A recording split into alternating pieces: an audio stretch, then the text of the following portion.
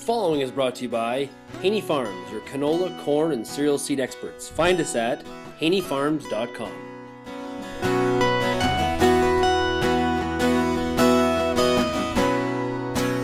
We're joined right now on realtyculture.com by Jonathan Driedger. He is with FarmLink Marketing Canada. Welcome today, Jonathan. Thank you, Sean. Jonathan, today the new pros have come out from the Canadian Wheat Board. We were expecting some gains. What did we see? Yeah, we saw gains pretty much across the board in the wheats.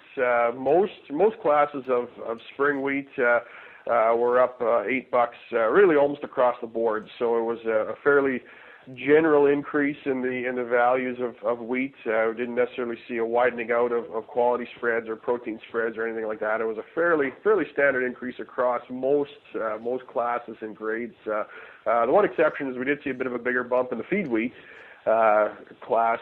So, but aside from that, fairly general. Then in the durum, we saw an increase of about $15. So we're continuing to see that durum and red spring wheat spread tighten up a little bit as well. It's still at a sizable discount, but starting to see that spread narrow up here, which has been the trend here over the last couple of months. Okay, so help me out. Why is feed wheat going up? I thought there was ample supply of feed wheat.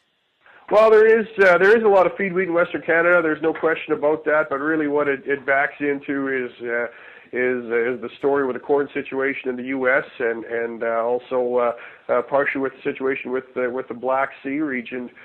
Quite frankly, we just got ourselves a situation where there's a shortage of feed grains worldwide, and so we're actually now in a position where I guess a relatively rare position where we can export fairly sizable volumes of feed wheat and do so at values that are pretty competitive and quite frankly at higher than what we're seeing in the current domestic market. And so in terms of the board grains, does there appear to be is there a winner at this point? In what way specifically are you thinking, Sean? Obviously, like we had feed wheat's gone up, durum has. I guess everything's been going up across the board. But is one kind of going up at a rate that we didn't really see coming? Well, I guess to a certain extent, probably it would be fair to say that all of these grains are going up in a manner that we didn't expect. For example, in the spring, and if we look back at what we anticipated our S&Ds would look like, going into the planting season, early in the planting season. No one anticipated this, and we got issues not just in Western Canada, but some other very, very key regions that have lifted the entire complex. So whether it's durum, whether it's spring wheat, whether it's feed wheat, all of these are at values that are much better than anyone would have expected if we rolled back the clock 6 months and what we were looking at. So I don't know if out of that you can necessarily say there's any specific winners or losers to a certain extent. I think it's just circumstances that have lifted all of these complexes, and so going forward we'll probably see, for example, durum gains outpace spring wheat gains, but that doesn't mean that spring wheat's not also going to increase. We anticipate we'll probably continue to maybe see some higher pros here, continuing forward here, at least to a certain extent. How much upside do you think we have in the durum market? Boy, that's a good question. Certainly right now we're seeing indications that the board is offering out durum prices at levels that are still a fair bit higher than what we're seeing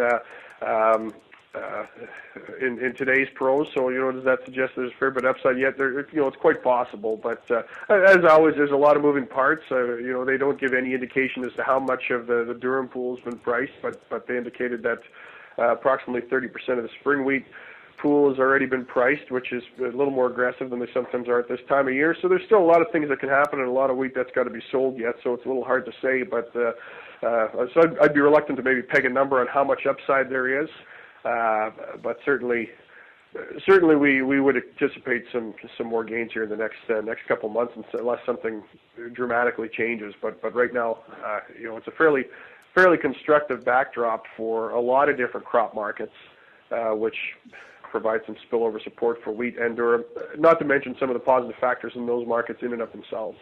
Well, what are we to think about the malt barley pro at this point? Yeah, the malt barley pros were left unchanged, so they were flat this month. and they saw really very little or no gains last month. So, in our opinion, we expect to see some higher malt barley pros here going forward, but maybe it's going to take a little bit of time. Maybe it'll only be later on in the year. We thought that we might have seen a little bit of an increase. It didn't happen this month. But I would expect we'll probably see some increase at least here going forward, but maybe it'll take a little bit of time. So what is the situation with malt barley? Are we expecting selections to be good out of this year's crop then? Well, so far, sort of anecdotally, what we've seen with some of our clients and been hearing is that there's a lot of barley that's getting selected that in a lot of years wouldn't get selected, and so I think that certainly you'll probably see the standards for what gets selected as malt quite a bit lower than what you'd expect in a year when there's a lot of quality, fairly widespread quality, and obviously that's a challenge this year. So you'll probably see a lot of barley get selected that otherwise might not. Okay, John, thanks a lot for joining us today, and we'll talk to you again very soon. It's my pleasure.